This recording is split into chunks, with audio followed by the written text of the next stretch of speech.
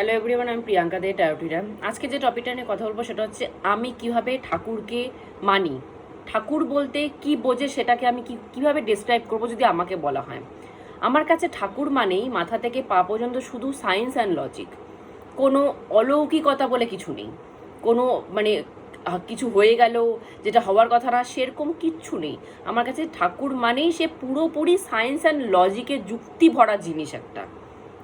মানে এছাড়া আর অন্য কিছু না, এছাড়া একদম বিশাল কিছু তা কিন্তু না। আমার কাছে সায়েন্স অ্যান্ড লজিক মানেই ঠাকুর। তো ঠাকুরকে আমি সেরকম আলাদা করে কিছু দেখি না, কারণ এটার পিছনে না আমি অনেক ডিটেলসে গিয়ে বোঝার চেষ্টা করেছি জিনিসটাকে, যে কিছু কিছু জিনিস করেছি যেগুলো ছোটোবেলার থেকে দীক্ষিত ঘরেই তো জন্ম নিয়েছি আমি। তো ছোটোবেলার থেকেই নাম কীর্তন শুনেছি, ছোটোবেলার থেকেই ঠাকুরের নাম করেই বড় হয়েছি ছোটোবেলার থেকে। শুধু এখন হুট করে যে স্পিরিচুয়াল হয়ে গেছি তা না, 12 বছর বয়সে আমার দীক্ষা হয়েছে। ছোটোবেলার থেকে যখন থেকে জ্ঞান হয়েছে তখন থেকেই ঠাকুরের নাম জ্ঞান করি। তো অনেকেই অনেক মা বাবা অনেক কিছু শিখিয়েছে, বলেছে এটা করবি ঠিক হয়ে যাবে, ঠাকুরের নাম করবি ঠিক হয়ে যাবে, ওখানে ব্যথা লাগলে ঠাকুরের নাম করবি ঠিক হয়ে যাবে, কোনো প্রবলেম পড়লে ঠাকুরের নাম করবি ঠিক হয়ে যাবে। তো ছোটোবেলা থেকে ওটাই মেনেছি যে ব্যথা হচ্ছে শরীরে, ওখানে ধরে ঠাকুরের নাম করবো ঠিক হয়ে যাবে, কোনো প্রবলেমে পড়বো সেখানে ঠাকুরের নাম করবো ঠিক হয়ে যাবে। তো ওটা অলৌকিকতা ছিল যে হ্যাঁ ঠিকই তো, ঠাকুরের নাম করছি ঠিক হয়ে যাচ্ছে, অলৌকিকতা। কিন্তু আজকের দিনে বসে যখন জিনিসটাকে বিচার করার চেষ্টা করছি, জিনিসটার ভিতরে ঢুকে ডিপে ঢুকে চেষ্টা করছি, তো তখন জিনিসগুলো পুরো ক্লিয়ারিটি চলে আসছে। যে মা বাবা শুধু জিনিসগুলোকে বলে দিয়েছে, তার ভিতরে ঢুকতে হবে, তার মানে খোঁজো, অর্থ খোঁজো, কি করে হচ্ছে সেটা বোঝো, সেটা শেখায়নি। তো সেটা শুধুমাত্র স্পিরিচুয়ালিটি, সেটা শুধুমাত্র ঠাকুরই শেখাতে পারে। যেরকম আমি একটা এক্সাম্পল দিয়ে বলছি, শরীরে কোনো একটা জায়গায় ব্যথা হচ্ছে, তো ছোটোবেলা থেকে আমিও আমার ছেলেকে শেখাই বা আমিও শিখে আসছি, ওটাকে ধরে খুব নাম জপ করতে হয় তাহলে ব্যথাটা কমে যায়। আর এটা হয়ও, এটা আমি কমসে কম রিয়েলাইজ করি যে আমার কোনো জায়গায় পেন হচ্ছে, আমি মানে পেনটাকে ভুলে গিয়ে যদি আমি নাম জপটা মনটা দিয়ে দিই তাহলে আমার পেনটা ভুলে শেষ হয়ে যায়। এটা হয়, কিন্তু এটা কোনো অলৌকিকতা না, কোনো অলৌকিকতা না এটাতে। কারণ কি এটা বুঝিয়ে বলছি, যখন আমাদের শরীরে কোনো জায়গায় একটা পেন হচ্ছে না, তো আমাদের মাথা যদি ওই পেনটাতে লেগে থাকে তাহলে ওই পেনটা কোনো সময় সরবে না।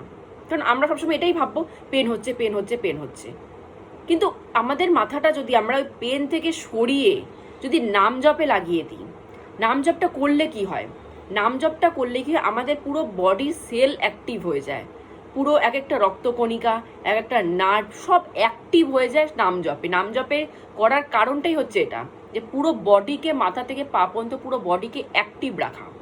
তো যখন কোনো জায়গায় পেন হচ্ছে আমরা নাম জপ সেটার থেকে মাথা সরিয়ে নাম মানে মাথাটাকে নাম জপে লাগাচ্ছি, তখন কি হচ্ছে পুরো বডির সেল আমাদের অ্যাক্টিভ হয়ে যাচ্ছে, রক্তকণিকা অ্যাক্টিভ হয়ে যাচ্ছে।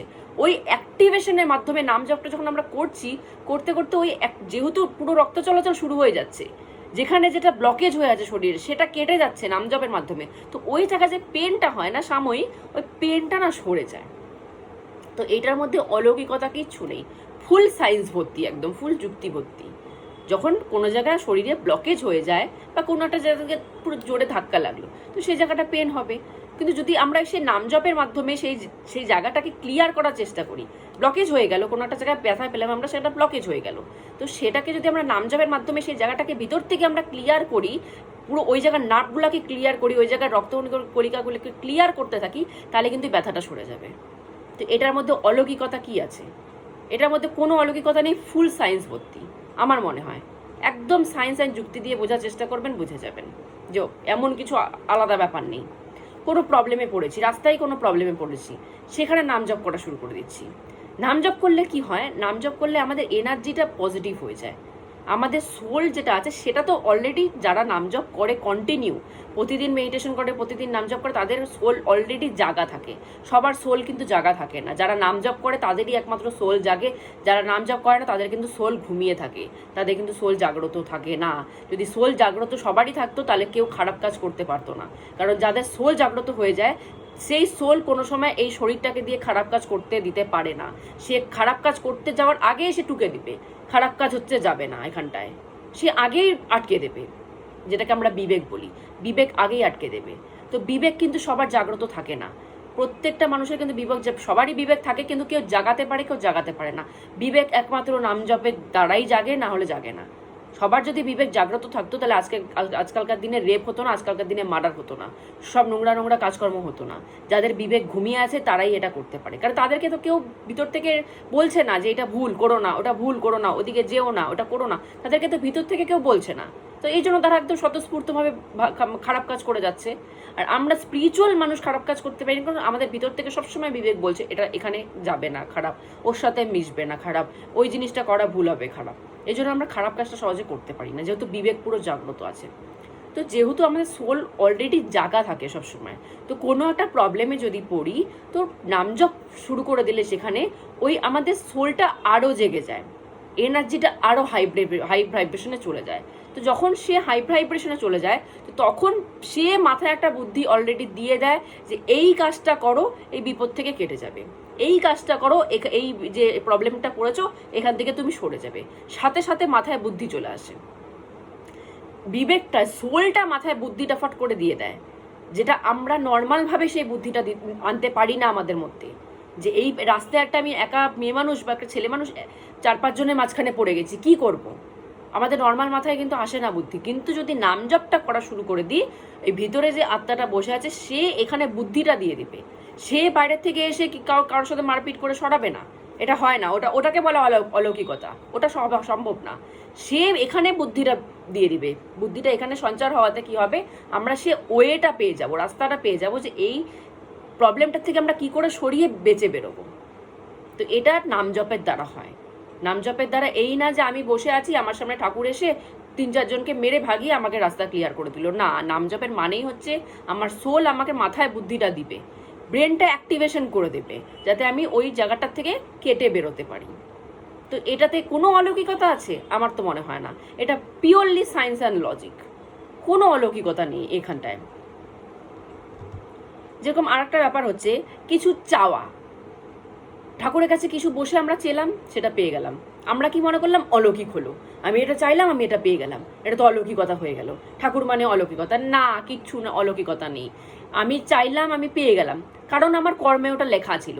আমি যে জিনিসটা চাচ্ছি, আমার পিছনে, তার পিছনে খুব ভালো একটা কর্ম আছে, যেটা আমরা দেখতে পাচ্ছি না, মেবি আগের জন্মে ভালো কর্ম আছে। প্লাস ঠাকুর, আমরা যখন ঠাকুরের কাছে কিছু চাওয়া মানে নিবেদন করা, নিবেদন করা মানে অ্যাপ্লিকেশন দেওয়া, যে আমার এটা দরকার, আমার এটা হলে ভালো হয়, অ্যাপ্লিকেশন দেওয়া।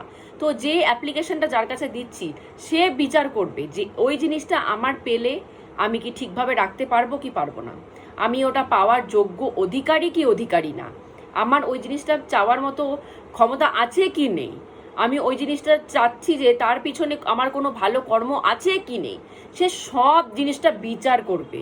বিচার করে যদি তার মনে হয় যে হ্যাঁ আমি ওটা পেতে পারি, তাহলে সে আমাকে দেবে।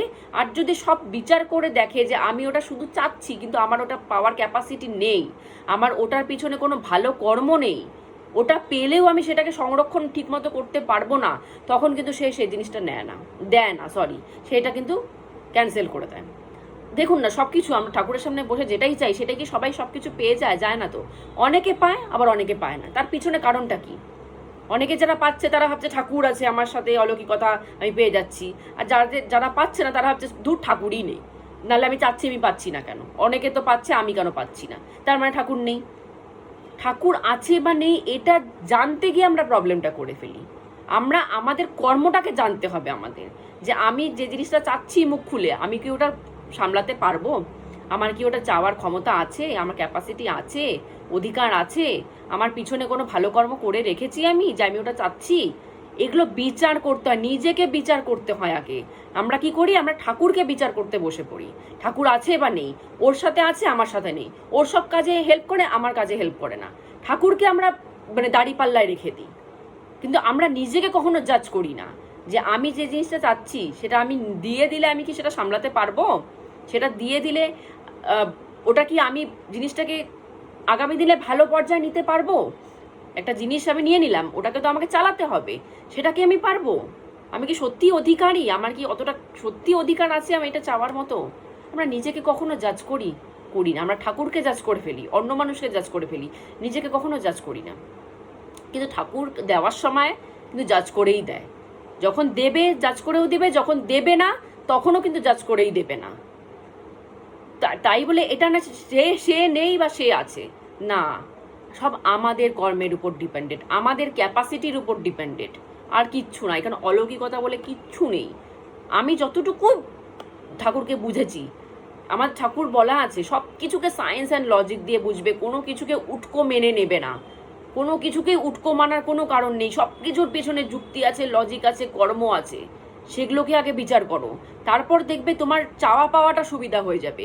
তুমি চাইতে গেলেও 10 বার ভাববে যে আমি চাবো কি নাকি তার উপর ছেড়ে দেবো। কারণ আমাদের না চাওয়াটাও ঠিক না, যে আমি একটা কোনো জিনিস চাবো সেটাও ঠিক না। হ্যাঁ, মানুষের মন, আমাদের মনে ইচ্ছা জাগতেই পারি, কিন্তু সেটা আমরা নিবেদন করতে পারি যে আমার এটা হলে ভালো হয়। তার সাথেও না সায়েন্টিফিক্যালি অ্যান্ড লজিক্যালি কথা বলতে হয় ঠাকুরের সাথে, যে আমি এই জিনিসটা চাচ্ছি, তো এটা যদি আমি পাই তাহলে আমি এটার সৎ ব্যবহার করতে পারবো, এটা পেলে আমি এটাকে কাজে লাগাতে পারবো, এটা পেলে আমি এই জিনিসটা করতে পারবো, এই জিনিসটাকে। তো তার সাথেও এইভাবে যুক্তিভাবে কথা বলতে হয়। শুধু আমি চেলাম আমাকে দিয়ে দাও, ওভাবে হয় না কোনো কিছু। কারণ আমি যদি কোনো কিছু চাইতে যাই, কোনো ব্যাংকে বা লোনও, কোনো জায়গায় যদি আমি লোনও করতে যাই, তো আমাকে সেটারও তো কত কথা বলতে হয় যে এই লোনটা নিয়ে আমি এই বিজনেস করব, আমার কাছে ক্ষমতা আছে যে আমি এই বিজনেসটা চালাতে পারবো। কারণ যে লোনটা দেবে আমাকে ব্যাংক থেকে, না সেও বলবে আপনি যে এই বিজনেসটা খুলতে যাচ্ছেন, আপনার এই বিজনেসটার প্রতি কি কোনো নলেজ আছে, আপনি এই বিজনেসটা আগে করেছেন, এই বিজনেসের সম্বন্ধে আপনার কতটুকু জ্ঞান আছে, সেও এটা যাচাই করে একটা লোন দেওয়ার জন্য। একটা ব্যাংকে গিয়ে আপনি 1 লাখ টাকা একটা লোন চাবেন, তাও 10খানা যাচাই করবে। তো ঠাকুরের কাছে আমরা কোনো কিছু চাচ্ছি, সেটা সে যাচাই করবে না যে আমি ওটা পেলে কি করব, আমি ওটা পেলে কি ওটাকে চালাতে পারবো, নাকি ওটা পেলে আমি নষ্ট করে দেবো, সে সেটা দেখবে না, সে সেটা ভাববে না, না দেখে দিয়ে দেবে। তো সেরকমই আগে নিজেকে যাচাই করুন যে আমি কতটা ক্যাপেবল জিনিসটাকে নেওয়ার জন্য, জিনিসটাকে চাওয়ার জন্য। সেই জিনিসটা নিজেকে বিচার করুন, তারপর গিয়ে ওখানে অ্যাপ্লিকেশনটা দেবেন, না হলে দেবেন না। আর অ্যাপ্লিকেশনটা দেওয়ার সময়ও তার সাথে না যুক্তিভাবে কথা বলবেন যে এই জিনিসটা পেলে আমি এটা সদ্ব্যবহার করব, এই জিনিসটা পেলে আমার লাইফটা চেঞ্জ হবে, বা আমি কি এটা পাওয়ার অধিকারী, যদি অধিকারী হই তাহলে আমাকে দেবেন, না হলে দেবেন না। এইভাবে কথা বলতে হয়। যে আপনার যদি মনে হয় আমি তো নিবেদন করে ফেললাম, আপনার যদি মনে হয় যে আমি পেলে ঠিক আছে তাহলে দেবেন, যদি মনে করেন যে না আমি পেয়ে জিনিসটাকে নষ্ট করব তাহলে দেবেন না। এইভাবে ডিলিংটা করতে হয়। মানুষ ডিলিং করতেই জানে না, হাত পেতে বসে পড়ে ভিখারির মতো, এটা আমার লাগবে, ওটা আমার লাগবে, এটা আমার লাগবে, কোনো মানেই নেই, কোনো যুক্তিই নেই। ওই জন্য অর্ধেকে জিনিস পাইই না, অর্ধেকে যেটা নিবেদন করে সেটা পাইই না। 70-80% মানুষ পাইই না। 20% মানুষ যেখানে যুক্তি সহকারে চায় সে তারাই পায়, যারা অযৌক্তিকভাবে জিনিস চায় তারা কোনো সময় পায় না। আর এখানে কোনো অলৌকিকতা নেই। একটা ব্যথার থেকে শুরু করে, একটা প্রবলেমে পড়লে সেখানে বের হওয়ার থেকে শুরু করে, একটা জিনিস চাওয়ার থেকে, সব কিছুর পেছনে একটাই জিনিস আছে, কার্মা। কার্মা ভালো করুন, নিজেকে অধিকারী করুন, সেই জিনিসটাকে নিজেকে সেরকম বানান যে আমি জিনিসটা এইভাবে সেটেলমেন্টে আনতে পারবো, সেটেলমেন্ট ক্ষমতাটা আনতে হবে নিজের মধ্যে। তাহলে গিয়ে সব কিছুই যুক্তি আর লজিক লাগবে, কোনো কিছুই ঠাকুর বলে অলৌকিকতা কিচ্ছু লাগবে না। ঠাকুরকেও মনে হবে মাথার থেকে পা পর্যন্ত সায়েন্স অ্যান্ড লজিকে ভর্তি, সেও অন্য কিছু বোঝে না, সেও অযৌক্তিক কোনো কথাবার্তা বোঝে না, সেও যুক্তি দিয়ে কথা বললেই সে অ্যান্সার দেয়, অযৌক্তিক কথা বললে সেও অ্যান্সার দেয় না। এটা যখন মানুষ একবার বুঝে যাবে তাহলে মানুষের কাছে আর অলৌকিকতা বলে কিছু থাকবে না। আজকের মতো এখানেই স্টপ করছি। জয় গুরু।